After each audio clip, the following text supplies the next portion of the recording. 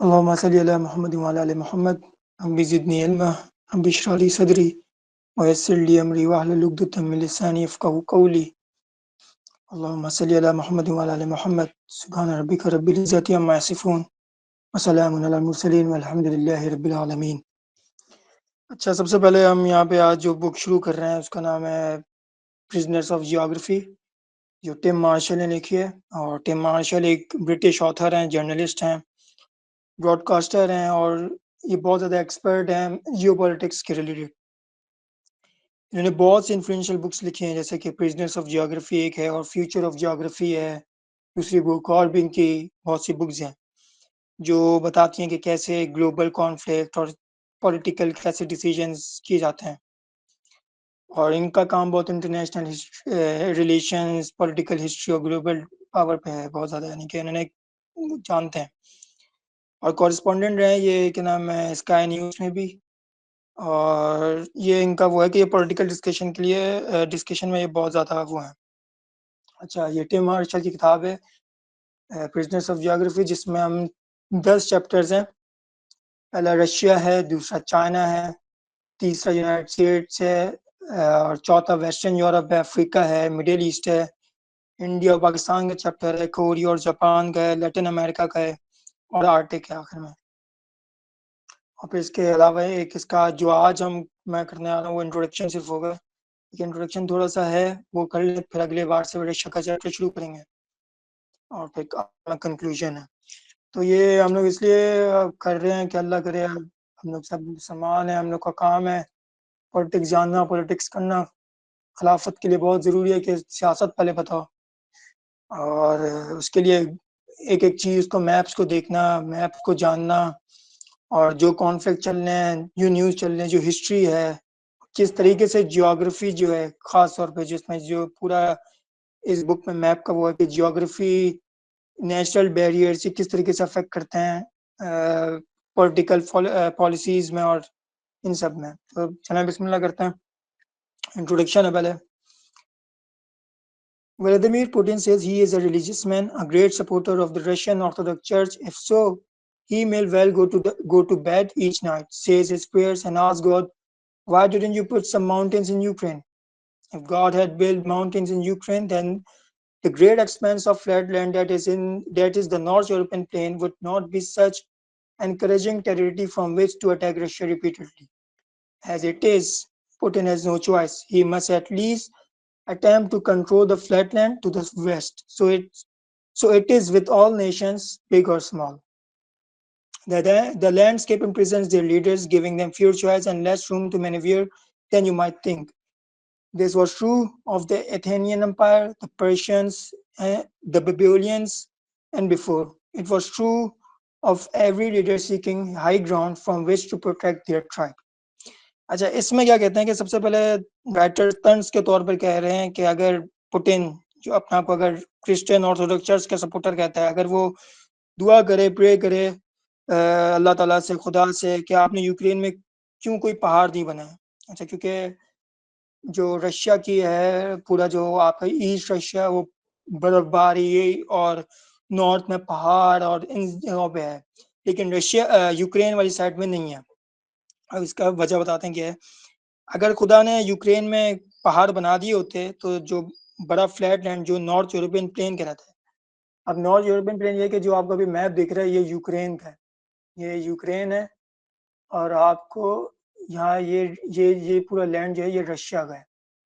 इसको मैं थोड़ा और जूम आउट कर दूं तो ये रशिया है, ये पूरा, और ये यूक्रेन है। तो रशिया क्योंकि सबसे लार्जेस्ट है कंट्री, तो ये इसका मैप है। अब यूक्रेन का मैप देखते हैं ताकि आपको आइडिया होता जाए।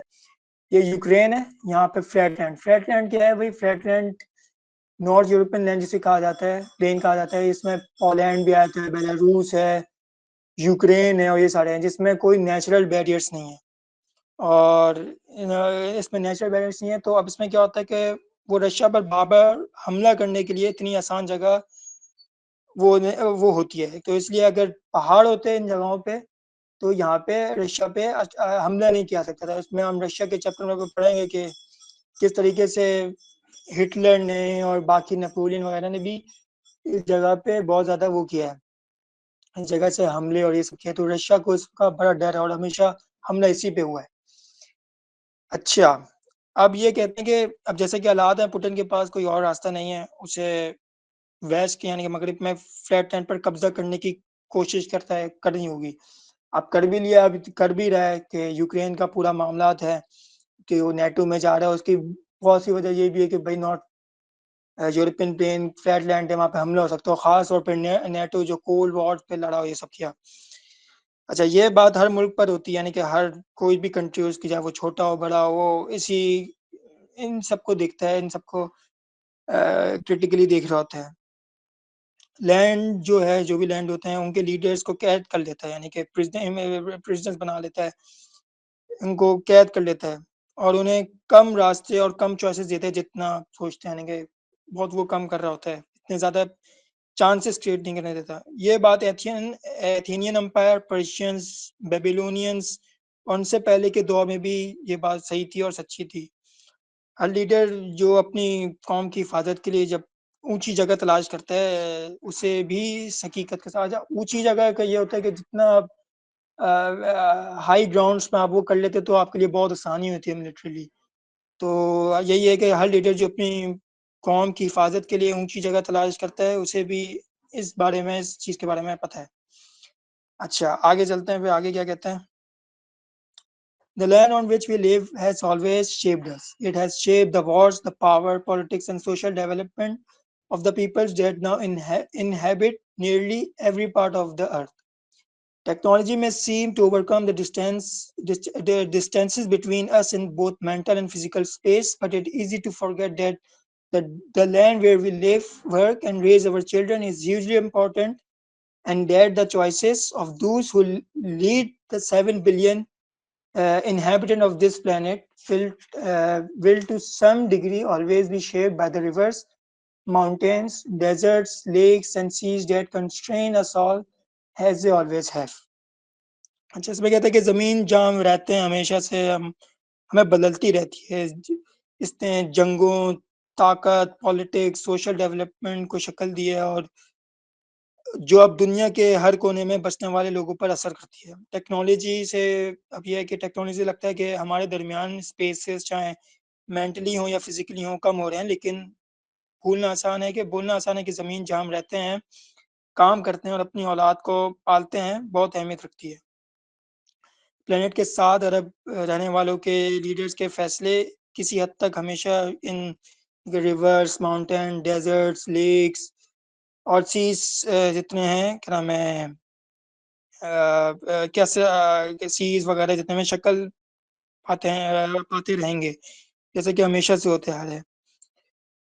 अच्छा, आगे कहते हैं ये, overall there is no geographical factors that is more important than any other. Mountains are no more important than deserts, nor rivers than jungles.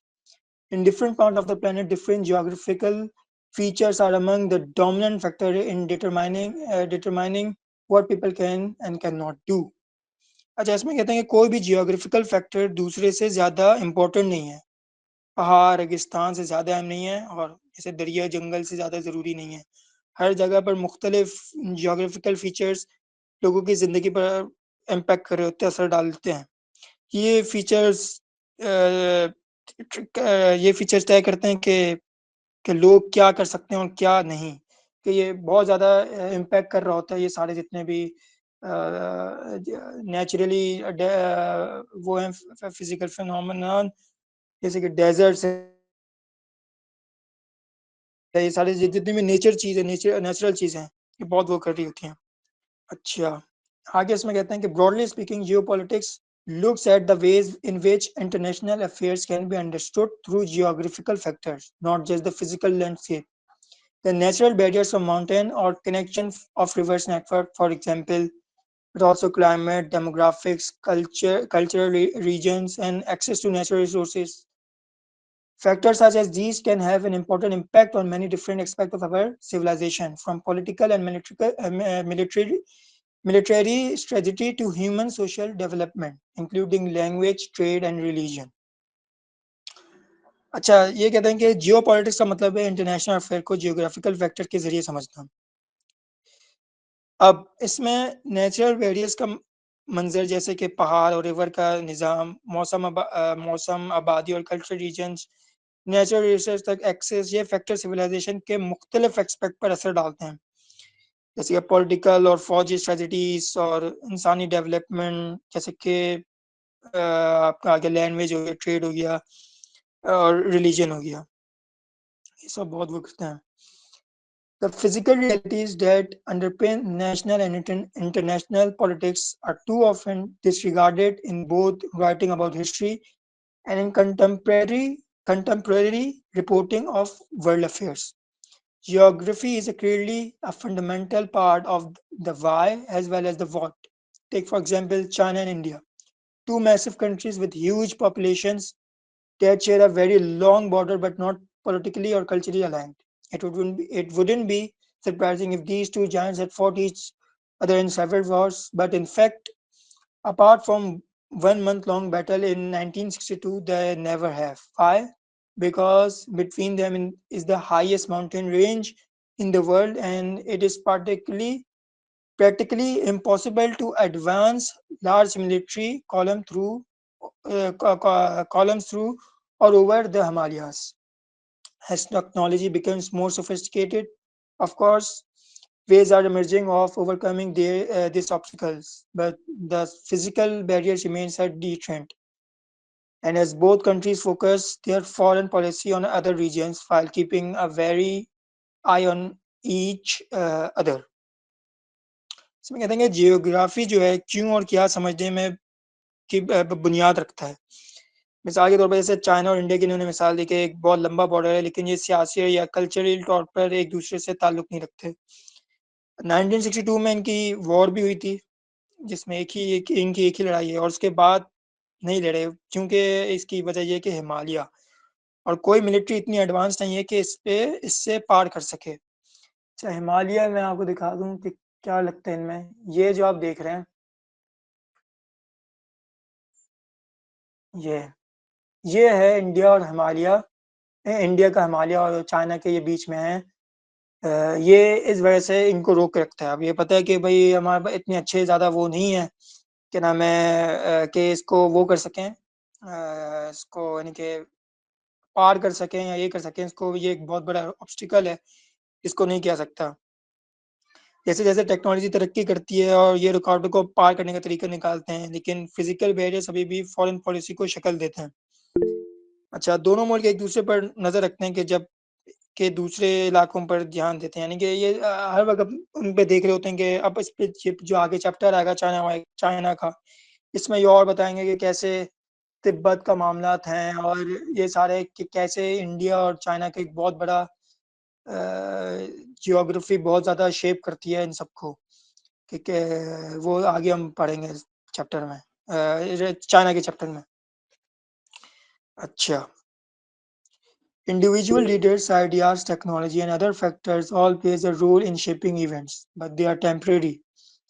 Each new will still face the physical obstructions created by the Hindu Kush and the Himalayas, the challenges created by the rainy seasons, and the disadvantages of limited access to natural minerals or food sources.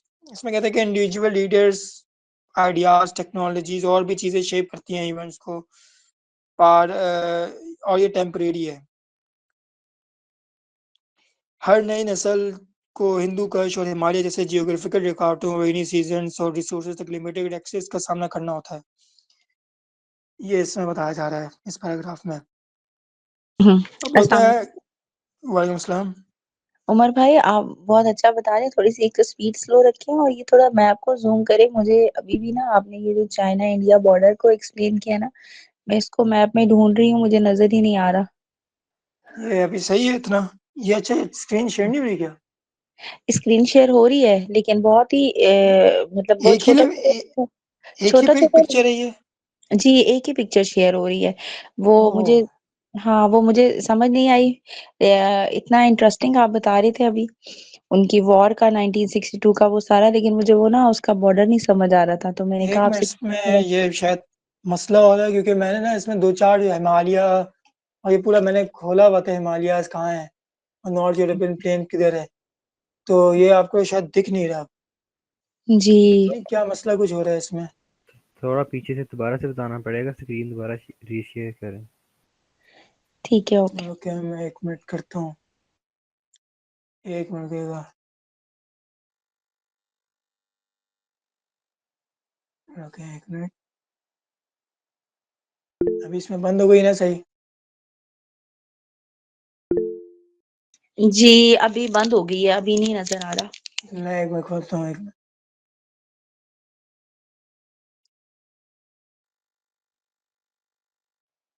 अभी खुली है। जी अब image change हो गया है, बिल्कुल अभी हाँ, ओपन हुआ है। इमेज मैंने चेंज किया है। अब इसमें देखिएगा कि अभी क्या नई इमेज आई है कि वही है। नहीं नहीं, अभी न्यू इमेज आई है, उस पे लिखा हुआ है north European north European plain ना।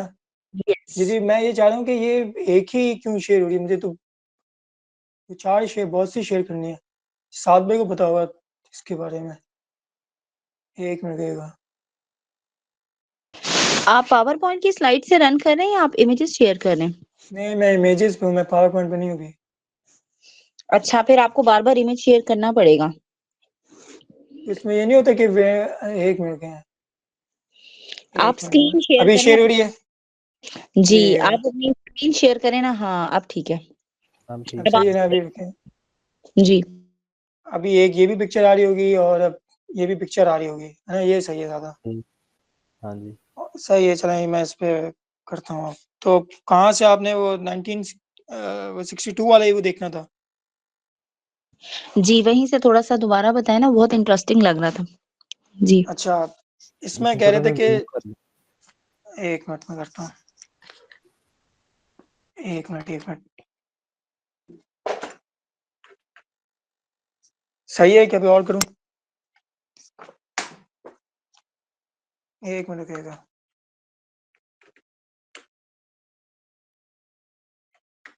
कि मैं इससे ज़्यादा नहीं अब कर पाऊंगा, ये बहुत ज़्यादा जूम कर दिया मेरे मेरे पास से। ठीक है कंटिन्यू कीजिए। अच्छा, 1 मिनट। अच्छा, जब हम ये पढ़ रहे थे कि जियोग्राफी जैसे है वो। अच्छा, इसमें मैं पहले आपको बता दूं, मेरी शायद उस वक्त स्क्रीन शेयर नहीं होगी। नॉर्थ यूरोपियन जो प्लेन है ना, जो फ्लैट लैंड जिसे कहते हैं, जहाँ पे कोई नेचुरल बैरियर्स नहीं है, वो ये सारे कंट्रीज आते हैं। पोलैंड है, बेलारूस है, रशिया लगता है, यूक्रेन है, मोल्डोवा है, बेलारूस है। ये सारे कंट्रीज हैं जो नॉर्थ यूरोपियन प्लेन है। ये जो रशिया और यूक्रेन है, यहाँ का आपको पता है कि क्या चल रहा है, यहाँ पे किस किस जगह पे कॉन्फ्लिक्ट अभी फिलहाल चल रहा है। कि सारा क्या मामला था। अच्छा, इसमें जब कह रहे थे कि जियोग्राफी क्यों और क्या समझने में बुनियाद रखती है कि कैसे और क्यों है और क्या है। अब जैसे चाइना और इंडिया का एक बताया कि लंबा बॉर्डर है, जैसे कि ये देख लें कि चाइना और नेपाल, भूटान, और ये पूरे हिमालयाज का ये बता रहे हैं कि हिमालयाज यहाँ पे रखते हैं। और ये चाइना इंडिया, क्या नाम है, इनके बीच में हिमालय और ये पूरा बॉर्डर है इनका। अच्छा, इनकी सिर्फ एक लड़ाई हुई है 1962 में, और उसके बाद नहीं लड़े, क्योंकि सबसे बड़ी वजह ये थी कि हिमालय है और कोई भी मिलिट्री इतनी एडवांस नहीं है कि इससे पार कर सके ना, कि इससे इतनी कोई एडवांस नहीं है। क्योंकि ये आप कहेंगे कि नहीं जेट जा सकते हो ये, क्योंकि ऐसा नहीं हो सकता, क्योंकि जब ये जितने हाइट पे होते हैं ना ये पहाड़, तो विंड टर्बाइंस और ये पूरा विंड का एक बहुत बड़ा देखना पड़ता है कि क्या होता है और मसले करते हैं। इस वजह से यहाँ से लड़ना बहुत मुश्किल हो जाता है इन जगहों से। और पता है मिलिट्री जब एयरफोर्स नहीं आ सकती तो फिर ग्राउंड नेवी तो ग्राउंड आर्मी तो कहाँ से आ सकती है, ग्राउंड वो बहुत मुश्किल होती है। और अच्छा, इसके अलावा कि जैसे जैसे टेक्नोलॉजी तरक्की करती है, ये रुकावटों को पार करने के तरीके निकालते हैं, लेकिन फिजिकल बैरियर्स अभी भी फॉरेन पॉलिसी को, ये फिजिकल बैरियर्स हैं।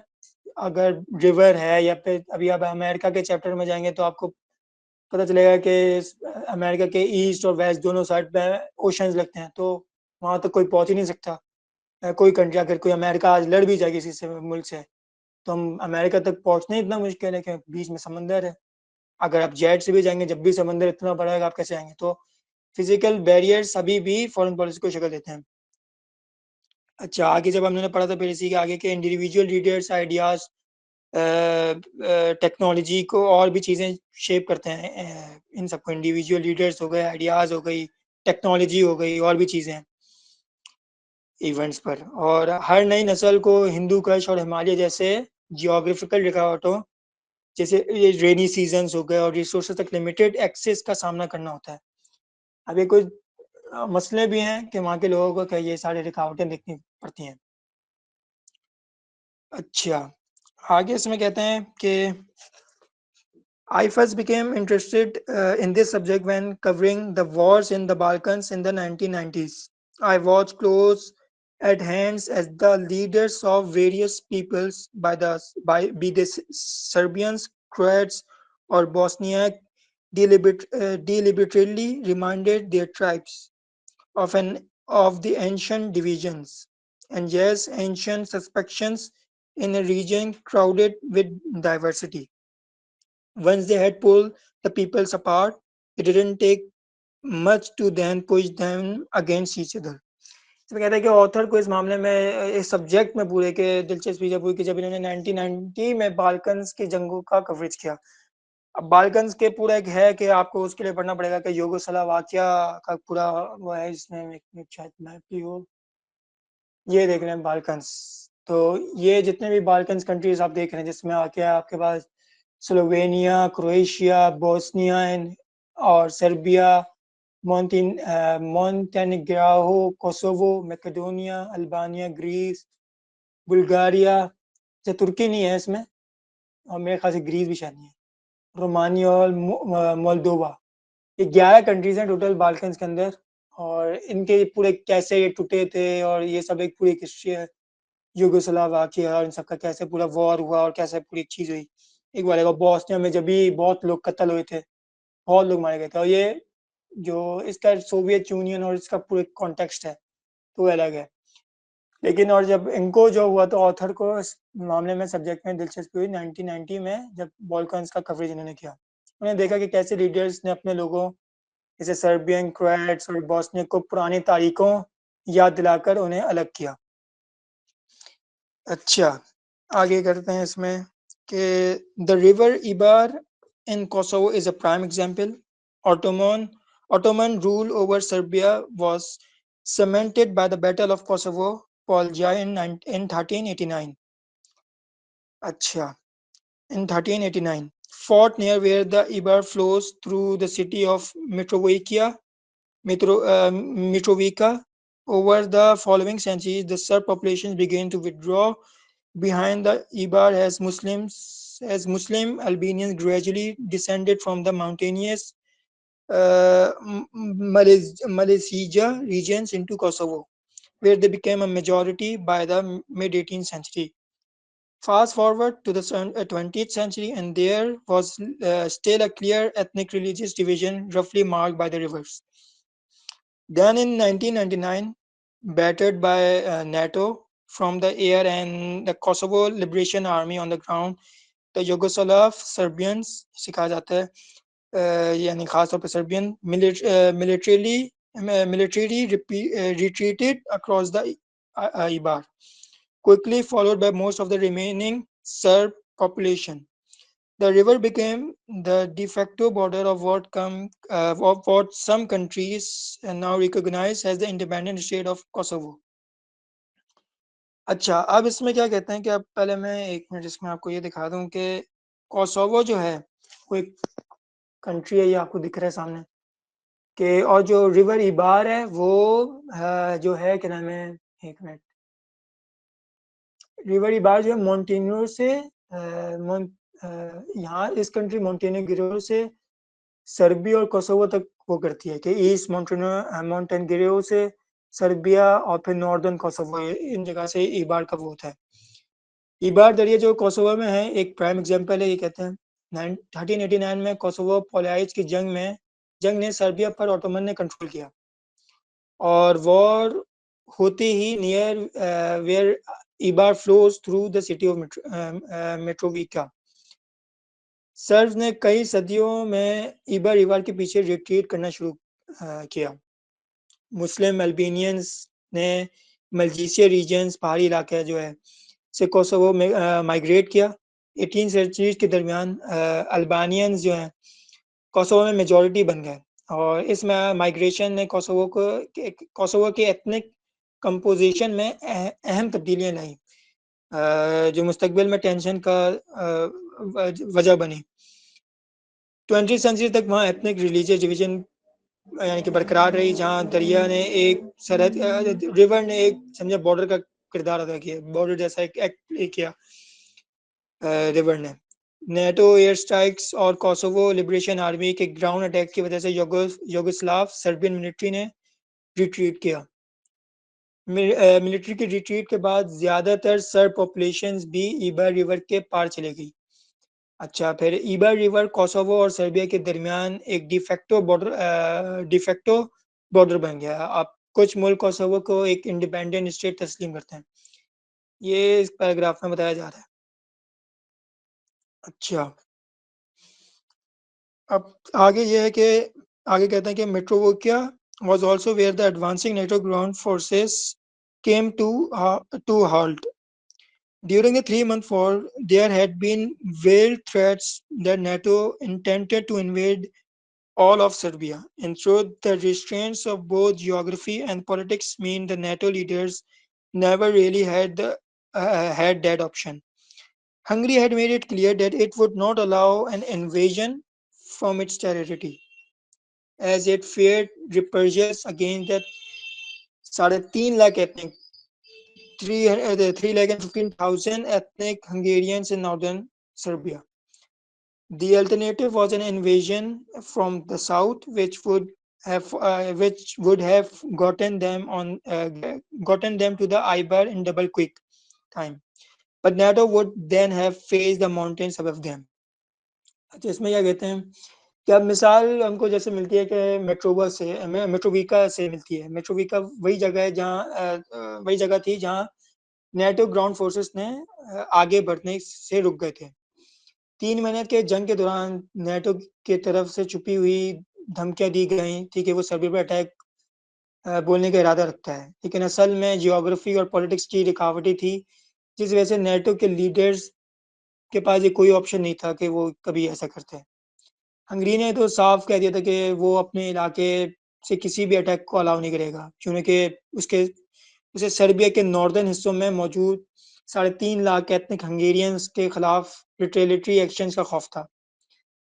एक दूसरा ऑप्शन था कि वो साउथ से दाखिल होते और अटैक बोलते, जो उन्हें ईबार जो एक रिवर है तक बहुत जल्दी पहुंचा सकता था, लेकिन नेटो को फिर वहां के पहाड़ों का सामना करना पड़ता। और ये सारा नेचुरल, ये इसमें इनका फोकस यही बता रहे हैं कि नेचुरल बैरियर्स के तरीके से पूरी पूरी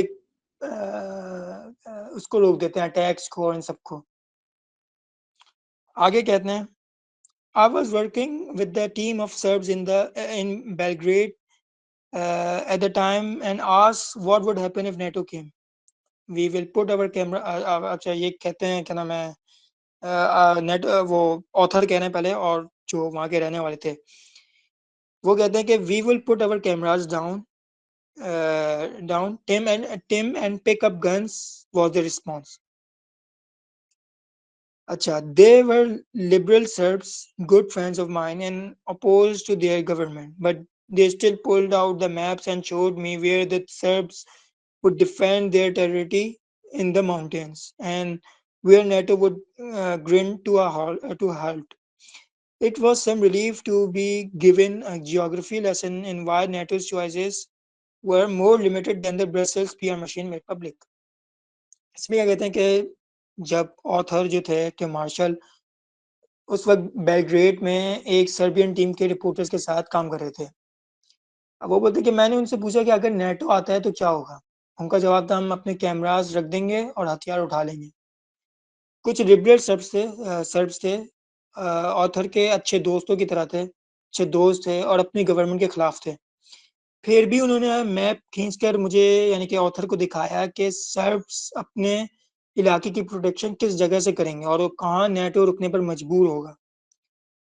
अच्छा, ये ऑथर के लिए कुछ सुकून का सबब बना कि ऑथर ये जियोग्राफिकल लेसन कि ऑथर को ये जियोग्राफिकल लेसन दिया गया, जो ये समझा रहा था कि नेटो के पास ऑप्शन इतने महदूद थे जितने के ब्रसेल्स के पीआर मशीन ने पब्लिक को नहीं दिखाया।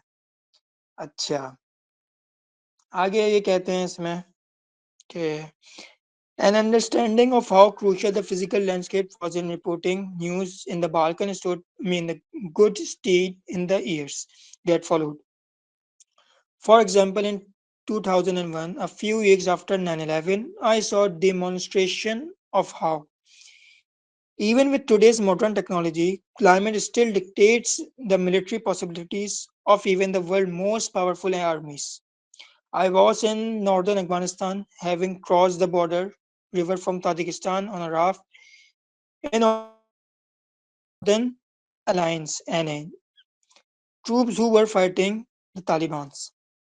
अच्छा ये कहते हैं कि मिसाल के तौर पे इनको 2001 में 90 जब 9/11 हुआ कि कुछ हफ्तों बाद ऑथर ने देखा कि कैसे आज की मॉडर्न टेक्नोलॉजी के बावजूद क्लाइमेट वेदर दुनिया के सबसे ताकतवर आर्मी के लिए मिलिट्री पॉसिबिलिटीज को डिक्टेट करता है यानी कि कैसे एक तरीके से जो क्लाइमेट हो गया और वेदर हो गया कैसे किस तरीके सबसे यानी कि यूएस की आर्मी सबसे पावरफुल मॉडर्न टेक्नोलॉजी के बावजूद कैसे वो नहीं कर पाते चीज़ें अब जैसे कि बताते हैं ये आगे मैं अफगानिस्तान के नॉर्थ में था ताजिकिस्तान से एक राफ्ट पर रिवर पार करते हुए आया था ताकि नॉर्दर्न अलायंस के फौजियों के साथ मिल सकूं जो तालिबान के खिलाफ लड़ रहे हैं आगे वो कहते हैं कि the American fighter jets and bombers were already overhead pounding pounding Taliban and Al Qaeda position on the cold, dusty plains and hills east of Mazar-e-Sharif in order to pave the way for the advance on Kabul. After a few weeks, it was obvious that the NA, जिस Northern Alliance है, were gearing up to move south, and then the world changed color. अच्छा ये कहते हैं कि American fighter jets और bombers पहले ही overhead थे हवा में थे तालिबान और कायदा के जगहों पर हमले कर रहे थे मज़ार शरीफ के और जैसे कि पुराने और डस्टी मैदान और पहाड़ के ईस्ट में ताकि काबुल की तरफ आगे बढ़ने का रास्ता पेव किया जा सके कुछ हफ्ते बाद ये जाहिर हो गया कि एने अपनी फोर्स साउथ की तरफ दाखिल होने के लिए तैयार कर रही है ये बाद में डिसाइड किया गया अच्छा अब क्या हुआ फिर the most intense sandstorm I have ever experience blue in turning everything a mustard yellow color. At the height of the storm, you couldn't see more than a few yards ahead of you. And the only thing clear was that the American satellite technology at the cutting edge of science was helpless. Blind in the face of the climate of this wild land, everyone from President Bush and the Joint Chief of Staff to the NA troops on the ground just had to wait. Then it rained, and the sand that had settled on everything turned into mud. The rain came down so hard that the big mud huts we were living in looked as if they were melting. Again, it was clear that the move south was on hold until geography finished having its way. The rules of geography, which Hannibal, Sun Tzu, and Alexander the Great all knew, still apply to today's leaders. अच्छा बताते हैं कि जो south का पूरा वो हुआ कि साउथ में क्या होना है ये सारा हुआ कि जब साउथ की तरफ रुख किया गया अब इसमें बता रहे हैं कि इन्होंने सबसे शिद्दत का स्टॉर्म आया जो इन्होंने कभी नहीं देखा था ऑथर ने और सब कुछ एक मस्टर्ड येलो रंग में बदल गया था जब स्टॉर्म अपने यानी कि पीक आवर में था यानी कि जुनून पर था आप आगे सिर्फ ये कहते हैं कि आप आगे सिर्फ कुछ जार तक ही देख सकते हैं और सिर्फ ये वाजह था कि अमेरिकन की सैटेलाइट टेक्नोलॉजी जो साइंस का समझे आखिरी टूल है कि आपके पास इतनी अच्छी टेक्नोलॉजी है सैटेलाइट वो भी और स्पेस से सब कनेक्ट होते हैं इस वाइल्ड लैंड के मौसम के सामने कुछ भी नहीं थी हर कोई प्रेसिडेंट बुश भी जॉइंट चीफ ऑफ स्टाफ से लेकर एनए के फौजी तक सिर्फ वेट कर रहे थे फिर बारिश हुई और जो सैंड हर जगह फैली हुई थी वो मर्द में बदल गई अब ये कहते हैं कि बारिश इतनी तेज से हुई कि जहाँ रह रहे थे वो बेक मर्ड हट ऐसे लग रहे थे जैसे वो पिघल रहे हों अच्छा फिर ये साफ था कि साउथ की तरफ बढ़ना रोका गया जब तक जियोग्राफी ने अपना काम किया यानी कि रुके रहे जब तक के क्लाइमेट और वेदर ने अपना सारा समझें कि फिनिश किया वर्क ज्योग्राफी के रूल्स जो हैनिबल, सुंताजो और अलेक्जेंडर, ये जो सारे ग्रेट नेम्स हैं, ने समझे और आज के लीडर पर भी अप्लाई होते हैं कि इनको भी, जो पहले के थे उनको भी इन सब का सामना करना पड़ता था। और इसकी मिसाल आपको उससे भी, जो मुझे लगता है ऐसा है कि मुझे ये जब मैं पढ़ता हूँ तो मुझे याद आता है कि जब वो हुआ था ना कि कौन सी जंग थी वसल्लम के दौर में, जहाँ पे ये हुआ था कि अचानक से हवा चलने लग गई थी। मुझे उनको ज़्यादा सही पता होगा कि महमूशा वो सही बता पाएंगे इस पे। तो वहाँ भी ये हुआ था, वहाँ भी इस वक्त ये हुआ था कि सर्दी बढ़ गई थी, तो उनको काफिरों को बिल्कुल हवा चलने लगी थी और ये सब मैं मत बता रहा हूँ। तो ये कैसे एक आपको यानी कि समझें कि क्लाइमेट किस तरीके से असरअंदाज करता है। अच्छा, थोड़ा सा ही रहता है, ज़्यादा नहीं है। आगे ये कहते हैं कि more recently in 2012 I was given another lesson in geostrategy as Syria descended into full-blown civil war. I was standing on the Syrian hilltop overlooking a valley south of the city of Hama and saw a hamlet burning in the distance. Syrian friends pointed out a much larger village about a mile away from where they said the attack had come. They then explained that if one side could push enough people from the other faction out of the valley, then the valley could be joined onto other land that led to the country's only motorway, and as such would be useful in carving out a piece of contiguous, viable territory that one day could be used to create a mini statelet. If Syria could not be put back together again, where before I saw only a burning hamlet, I could now see its strategic importance and understand how political realities are shaped by the most basic physical realities. अच्छा, अब इसमें मतलब सबसे पहले तो होता है कि जियो स्ट्रेटजी का इनको सबक क्या मिला, यानी कि 2012 में इनको जो सबक मिला जियो स्ट्रेटजी का, कि 2012 में ये सीरिया के सिविल वॉर के दौरान थे ये। ये कहते हैं कि मैं एक सीरियन हिल टॉप पर खड़ा था और हमा के शहर, जो आज को आपको पता होगा शायद, हमा ही को कल ही शायद सीरियंस उसने रेबल्स ने उनको दोबारा ऑक्यूपाई कर लिया है। हमा के शहर के अच्छा, और हमा के शहर के साउथ में एक वैली के नज़ारा देख रहा था। वहाँ उन्होंने देखा कि एक दूर गांव एक जल रहा है। अच्छा, सीरियन दोस्तों ने क्या किया, उनको एक्सप्लेन किया कि मेरे सीरियन दोस्तों ने एक बड़ा गांव दिखाया जो 1 माइल की दूरी पर था, यानी कि 1 मील की दूर पे एक बड़ा सा गांव था। और उन्होंने कहा कि वहीं से हमला किया गया था। उन्होंने समझाया कि अगर एक तरफ दूसरी तरफ के लोगों को वैली से निकाल सकें, अगर एक तरफ उन्होंने क्या समझाया कि अगर एक तरफ दूसरी तरफ के लोगों को वैली से निकाल सकें तो ये वैली दूसरे इलाकों से मिल सकती है, जो कंट्री के को एक ही मोटरवे तक ले जाती है। यानी कि अगर एक जगह से हटाएंगे तो अब ये वैली और मोटरवे एक बड़ा कनेक्शन था कि अगर वो जगह पे कब्जा हो जाता तो ये पूरा वो कर लेते हैं, सीरिया के अंदर एक मिनी स्टेट प्लेट बना सकते थे। अभी आगे कहते हैं कि स्ट्रेटेजी की अहमियत क्या थी इसमें। अगर ये वैली और दूसरे इलाके एक साथ हो जाते तो ये सीरिया के टुकड़े करके मिनी स्टेट बना सकती थी। कि ये एक अगर उस जगह पे कब्जा करे तो वैली कनेक्ट हो जाती, कनेक्ट थी यानी कि वो मोटरवे से, तो ये एक छोटा सा पूरा एक वो बना सकते थे, क्या नाम है, एक मिनी से स्टेट। अगर सीरिया को दोबारा से इकट्ठा नहीं किया जा सकता था, और सीरिया को दोबारा से इकट्ठा कभी नहीं कर सकते थे फिर ये। अच्छा, फिजिकल रियलिटीज और पॉलिटिकल रियलिटीज, जहाँ पहले मैंने सिर्फ, यानी कि ऑथर कह रहे हैं कि जहाँ मैंने सिर्फ एक जलता हुआ गांव देखा, हैमलेट देखा था, अब मैंने इसकी स्ट्रेटेजिक अहमियत को भी समझा और ये समझ में आया कि किस तरह political realities basic physical realities से शेप होती हैं। ये यहाँ तक अभी इन्होंने कहा। अच्छा, आगे ये कहते हैं कि एक minute, geopolitics affects every country, whether at war, as in the examples above, or at peace. There will be an instance in every region you can name. In these pages, I cannot explore each one. Canada, Australia, and Indonesia, among others, get no more than a brief mention.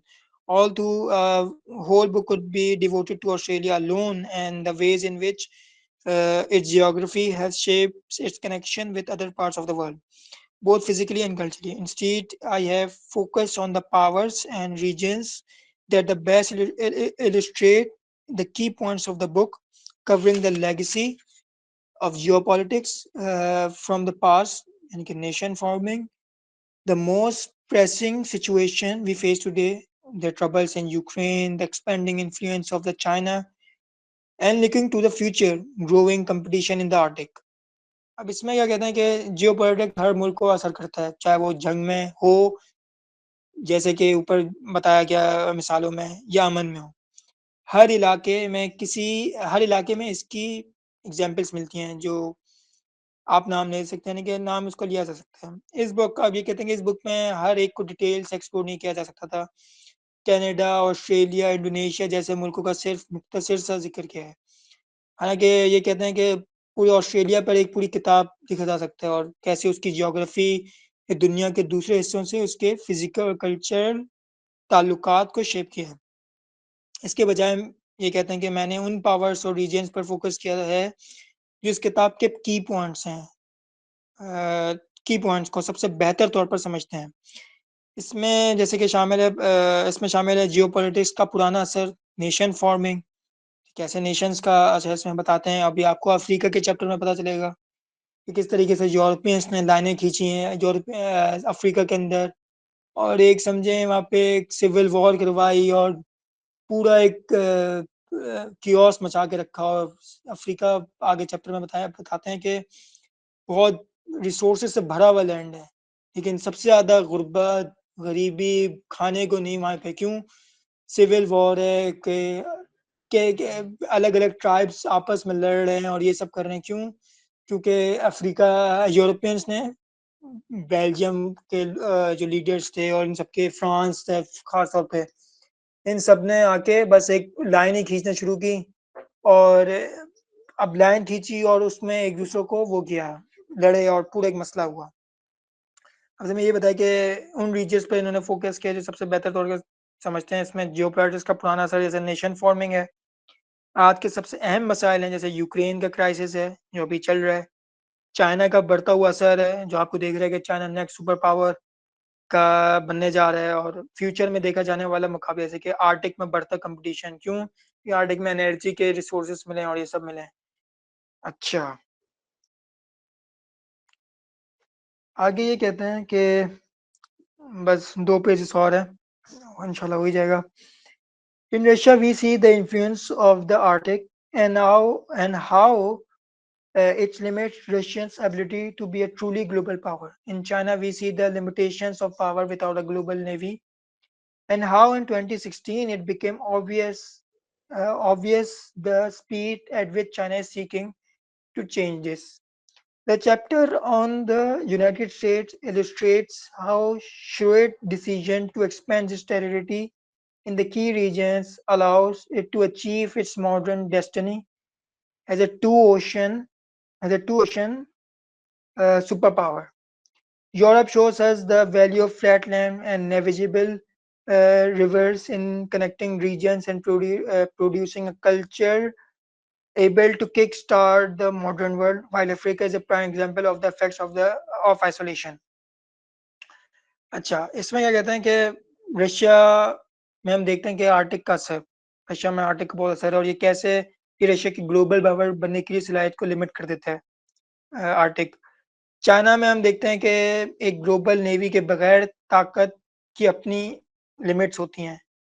United states के chapter में ये बताते हैं कि देखेंगे कि कैसे अक्लमंदी से अपने इलाकों को बढ़ाने के फैसले डिसीजन ने इसे 2 ओशन सुपर पावर बनने में मदद दी। ये पूरा आप सब दिखेगा कि किस तरीके से वो क्या किया कि चाइना का आप देखेंगे साउथ चाइना सी में क्या होता है कि साउथ चाइना सी में कैसे किस तरीके से चाइना ने अपने वो जो होते हैं सबमरीन्स होते हैं किस किस वक्त में नेटो के अमेरिका के खिलाफ चैलेंज में ले आए कि और बताया कि अब हम भी मैदान में हैं।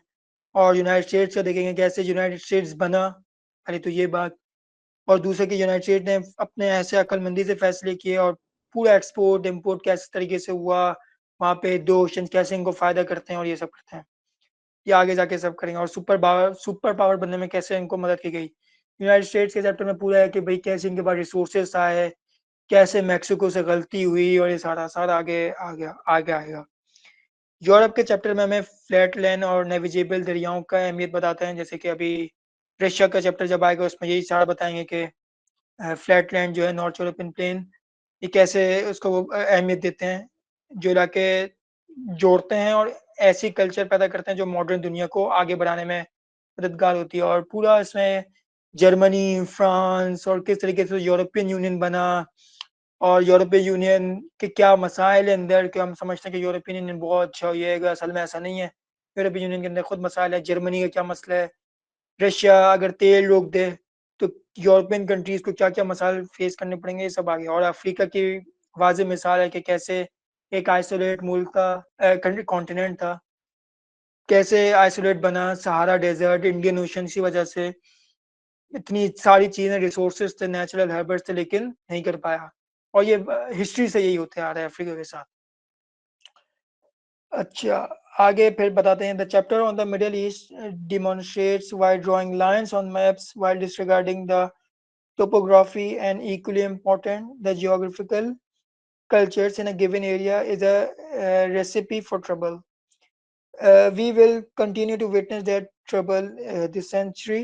The same theme surfaces in the chapters of Africa and India, Pakistan. The colonial powers use ink to draw lines that bore no relation to the physical realities of the region and created some of the most artificial borders the world has seen. In the Middle East, an attempt is now being made to redraw them in blood. अच्छा, middle east के chapter में बता रहे हैं कि ये इन्होंने समझाया गया है कि नक्शे पर सिर्फ लाइन खींचना, जबकि टोपोग्राफी और जियोग्राफिकल कल्चर्स को इग्नोर किया गया, हमेशा हमेशा मुसीबत के वजह बनी। इस सेंचुरी में भी हम इस मुसीबत को देखते रहेंगे, हम ये पूरा बता रहे हैं। यही थीम अफ्रीका और इंडिया पाकिस्तान के चैप्टर में भी है, सामने आती है। कॉलोनियल पावर्स ने अपने मैप्स और लाइन खींचकर ऐसे बॉर्डर्स बना दिए जो इलाके की फिजिकल रियलिटी से कोई ताल्लुक नहीं रखते थे और दुनिया के सबसे ज़्यादा आर्टिफिशियल बॉर्डर्स क्रिएट किए गए। अब इसमें पूरा ये है कि कैसे आप ये समझ लें कि नेशन स्टेट कैसे बना, वो उसके आप खुद सब रिसर्च करें कि ट्रीटी ऑफ वेस्टफेलिया क्यों हुई, ट्रीटी ऑफ वेस्टफेलिया के बाद सारे नेशन बने, स्टेट्स बने, हर मुल्क ने आके सॉवरेनिटी का वो किया और किस तरीके से ये आज क्या अफेक्ट करता है। ख़ास तौर पे जो हम लोग हैं, यानी कि जो मुसलमान हैं और जो इस आइडियोलॉजी को लेके चलते हैं कि भाई हमको खिलाफत कायम करनी है, वो किस तरीके से इम्पैक्ट किया है इस नेशन स्टेट ने और किस तरीके से तोड़ के रखा है इसमें। अब इसमें ये तो नहीं बताया कि खिलाफत का क्या है, लेकिन मैं अपने पास बता रहा हूँ कि किस तरीके से डैमेज किया गया है। अच्छा, फिर बताते हैं आगे, ये very different from the examples of Kosovo और सीरिया और Japan and Korea in that they are mostly ethnically homogeneous, but they have other problems. Japan is an island nation devoid of natural resources, while the division of the Koreas is a problem still waiting to be solved. Meanwhile, Latin America is an anomaly. In its far south, it is so cut off from the outside world that global trading is difficult, and its internal geography is a barrier to trading bloc as successful as the EU. So ये कहते हैं कि Kosovo और Syria से बहुत मुख्तलिफ मिसालें हैं, जो बहुत ज़्यादा मुख्तलिफ मिसालें मिलती हैं जापान और कोरिया हैं, क्योंकि ये ज़्यादातर एथनिकली यानी कि होमोजीनियस हैं, एक ही हैं एथनिकली वाइज, लेकिन इन मुल्कों के अपने मसाइल हैं। जापान एक आइलैंड नेशन है जहाँ नेचुरल रिसोर्सेस हैं, जबकि कोरिया का डिवाइड होना अब तक का एक हल तलाश करने वाला मसला है कि अब नॉर्थ कोरिया साउथ कोरिया, और आपको अभी रिसेंटली पता चला होगा कि साउथ कोरिया में मार्शल लॉ लग रहा था, लेकिन नहीं लगा। क्यों? क्योंकि सही वही बात है कि नॉर्थ कोरिया से मसला है और जो अपोजिशन पार्टी थी वो किस तरीके से नॉर्थ कोरिया के फेवर में थी, और जो प्राइम मिनिस्टर था, प्रेसिडेंट प्राइम मिनिस्टर प्रेसिडेंट में वो करी, क्योंकि इनका अलग वो शायद अमेरिका का अलग जैसे प्रेसिडेंट होता है ज़्यादा अहमियत, मुझे साउथ कोरिया का नहीं पता। जो साउथ कोरिया कहते हैं उनको यही था सबसे ज़्यादा मसला कि वो एक कंजर्वेटिव से जीते थे, लेकिन उनको डर था कि भाई ये नॉर्थ कोरिया और कम्युनिस्ट लेगेसी को लेके आएंगे, तो इस वजह से उन्होंने मार्शल लॉ लगाया, लेकिन नहीं लगा पाया पूरा।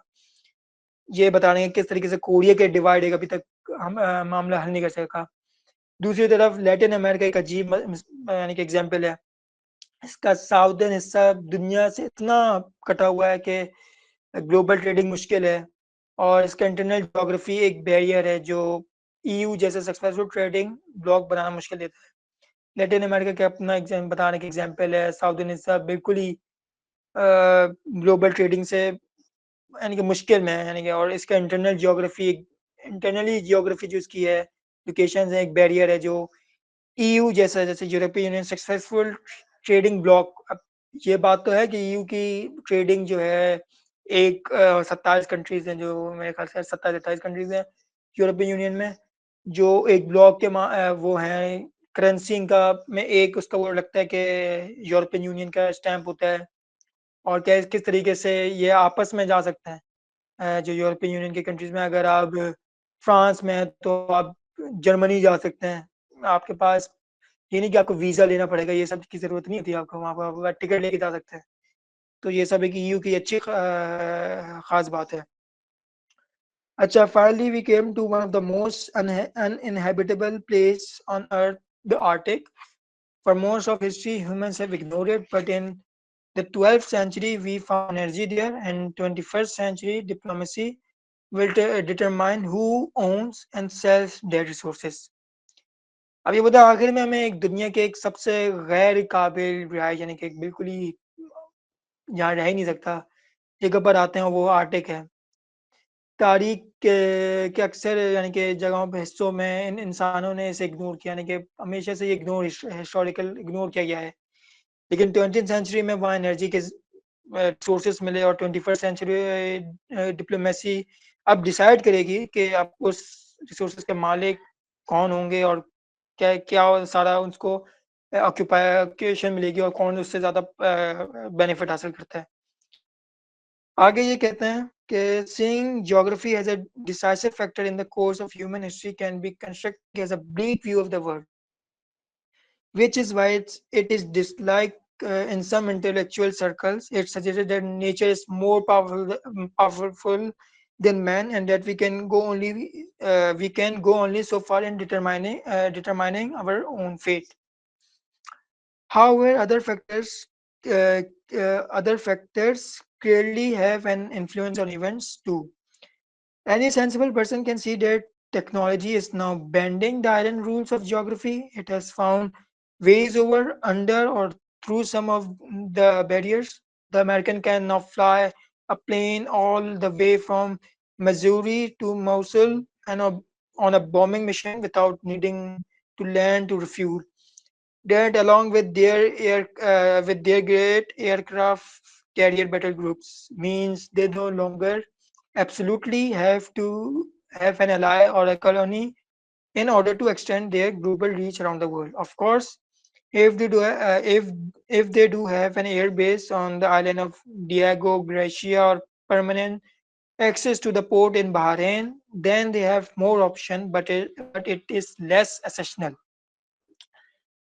अब ये कह रहे हैं कि कुछ लोग कहते हैं कि ज्योग्राफी बहुत अफेक्ट करती है हमें ह्यूमंस पर, इसलिए कि कुछ इंटेलेक्चुअल से डिसलाइक करते हैं। अच्छा, कुछ लोग कह रहे हैं कि भाई ज्योग्राफी बहुत अफेक्ट कर रही होती है, लेकिन जो इंटेलेक्चुअल्स हैं वो डिसलाइक करते हैं इस आइडिया को।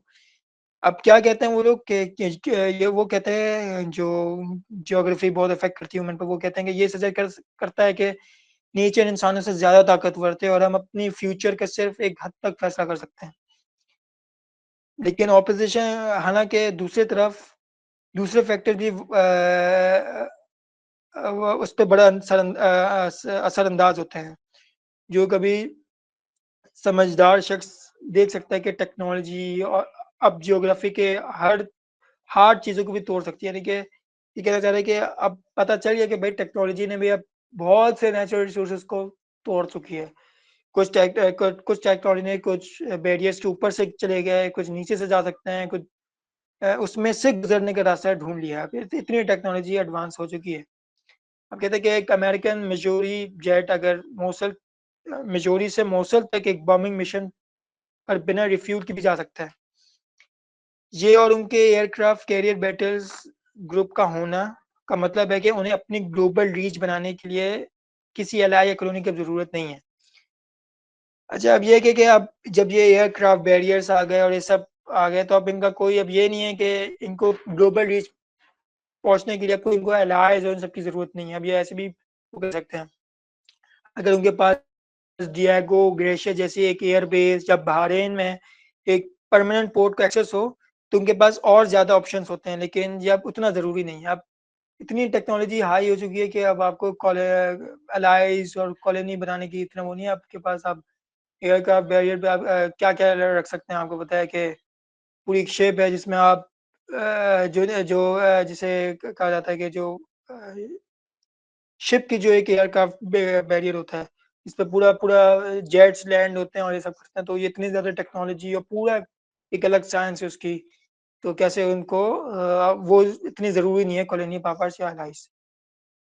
So air power has changed the rules as in a different way as the internet, but geography and the history of how nations have established themselves within the geography remains crucial to our understanding of the world today and to our future.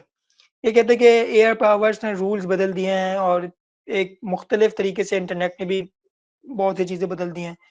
लेकिन geography और लेकिन ये कहते हैं कि लेकिन geography और कैसे मुल्कों ने इस ज्योग्राफी में अपने आप को इस्टेब्लिश किया, आज की दुनिया को समझने और हमारे फ्यूचर के लिए भी निहायत इम्पोर्टेंट है। यानी कि ये कहते हैं कि भाई क्या नाम है, जो हिस्ट्री में भी जितनी भी नेशंस थी और ये सब थी, उन्होंने भी मुल्कों पे ज्योग्राफी में अपने आप को इस्टेब्लिश कैसे किया, और आज के दुनिया में भी दुनिया में भी हमको फ्यूचर में बड़ी अहमियत रखते हैं कि कैसे उन लोगों ने, पहले के लोगों ने अपने आप को अपने नेशंस को, अपने एम्पायर्स को इस्टेब्लिश करवाया था इन ज्योग्राफियों पे।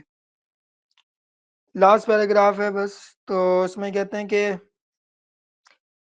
The conflict in Iraq and Syria is rooted in colonial powers ignoring the rules of geography, whereas the Chinese occupation of Tibet is rooting in obeying them. American global foreign policy is dictated by them, and even the power projection of the last superpower standing can only mitigate the rules that nature or God handed down. ये कहते हैं कि Iraq और Syria का conflict colonial power के geography के rules के, देखिए उनको नहीं, उनको रूल्स नहीं पता थे और ज्योग्राफी के, और इसी वजह इग्नोर किया और इस वजह से पूरा कॉन्फ्लिक्ट बना। यानी कि आप वहाँ पे देखा नहीं गया, ही आपको आगे जाके सब आएगा कि कैसे किस तरीके से इन्होंने पूरे मसले बने मिडिल ईस्ट पे। और क्या नाम है, लीबिया में कैसा एक मसला बना कि जहाँ पे 3 एथनिक समझे अलग अलग ट्राइब्स कह लें या क्या कह लें, ट्राइब्स तो नहीं कहेंगे, जगहों पे लोग हैं, बस क्योंकि यूरोपियन ने लाइन खींच दी थी बॉर्डर बना के, तो बस उनको रहना पड़ता, वो सिविल वॉर का बनता। और इन्होंने जब इग्नोर किया क्या नाम है ज्योग्राफी को और उनके कल्चरल उसको देखने में, जब भी उसका मसला बनता है। लेकिन उसका ऑपोजिट चाइना का तिब्बत पर कब्जा करना ज्योग्राफी के रूल के मुताबिक है कि हाई, वो पूरा आगे चैप्टर में आएगा कि कैसे तिब्बत हाई ग्राउंड में जाके वो करता है और वहाँ पे कब्जा करके उनके रूल के मुताबिक आ जाता है। अमेरिका की ग्लोबल फॉरेन पॉलिसी भी उन्हीं रूल से अफेक्ट होती है, और दुनिया के आखिरी सुपर पावर की पावर प्रोजेक्शन सिर्फ नेचर या खुदा के दिए हुए रूल मिटिगेट कर सकते हैं। तो यानी कि अभी भी अमेरिकन फॉरेन पॉलिसी भी अफेक्ट होती है जियोग्राफिकल वजह से और इन सब की वजह से, और इन सबको बहुत ज़्यादा शेप करती है जो जियोग्राफी है इन तमाम को मामलात को, और कंट्रीज़ के जितने भी ये सारे मामलात हैं।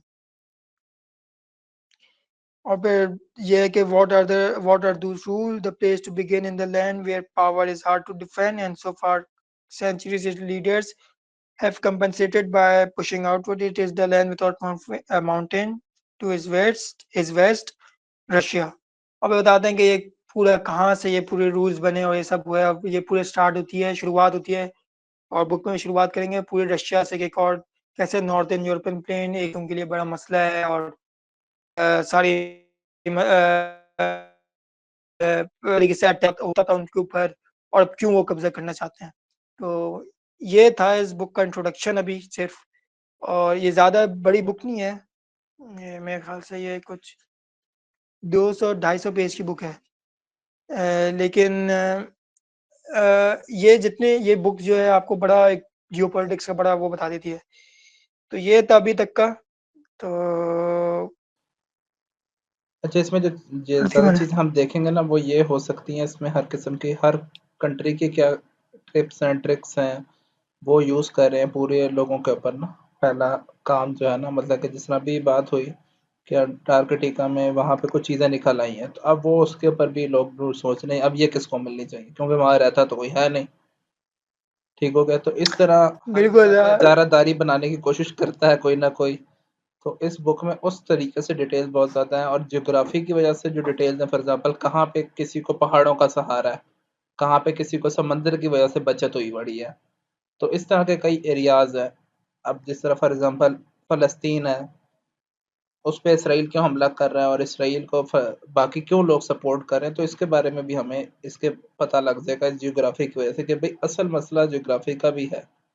उसके अलावा इसके अंदर पाकिस्तान इंडिया कॉन्फ्लिक्ट हो गया, कश्मीर कॉन्फ्लिक्ट हो गया, और भी बहुत सारी इसके अंदर हो गए, फिर चाइना के जिस ममालिक के साथ कॉन्फ्लिक्ट्स हैं, इस तरह की बहुत सारी इसमें न्यूज़ेस हैं। जी जी।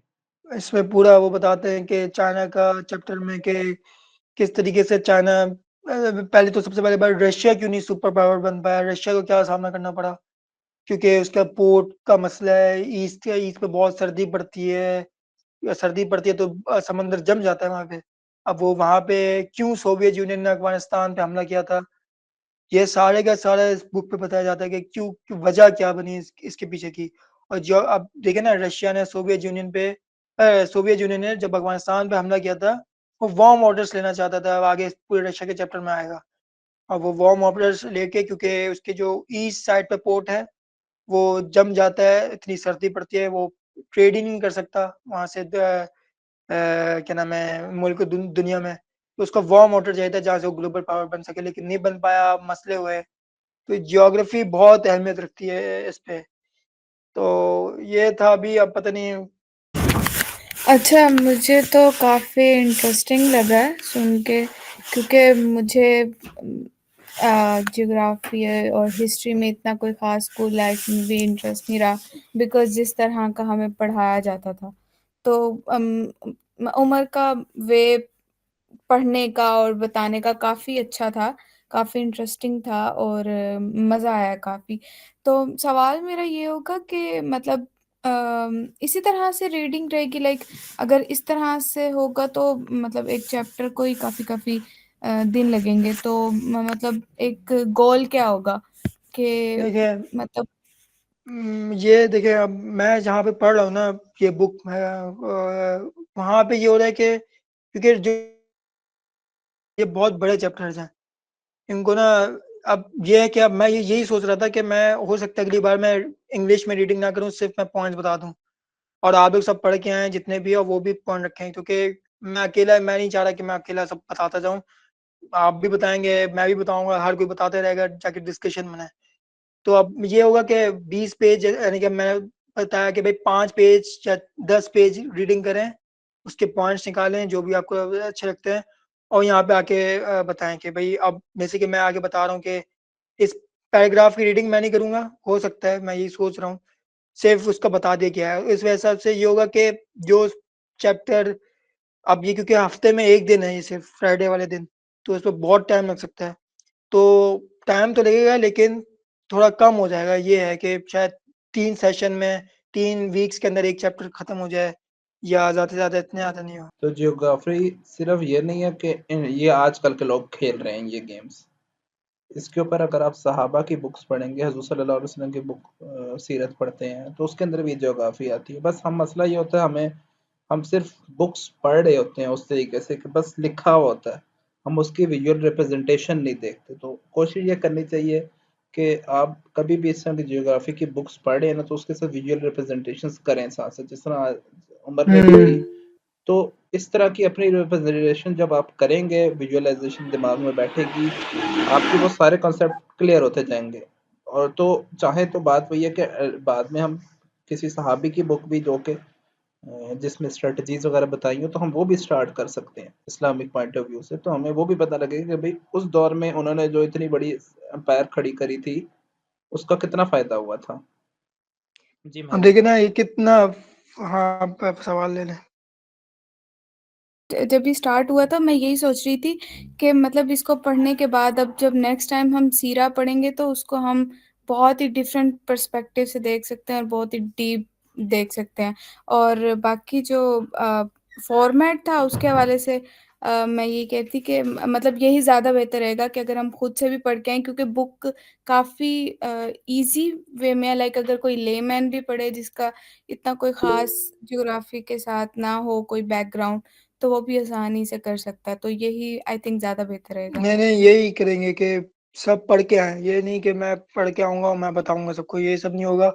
बल्कि सब पढ़े और सब अपने अपने पॉइंट्स आके रखें और उस हिसाब से चलेगा बुक की वो किया। और उस पर बस ये होगा कि मैं अब इतना कोई अभी साथ में ही बता दे कि भाई इतने पेज पढ़ना है, इतने पेज की रीडिंग की और उसके पॉइंट्स निकाले और वो आके बस आगे बता दिया, तो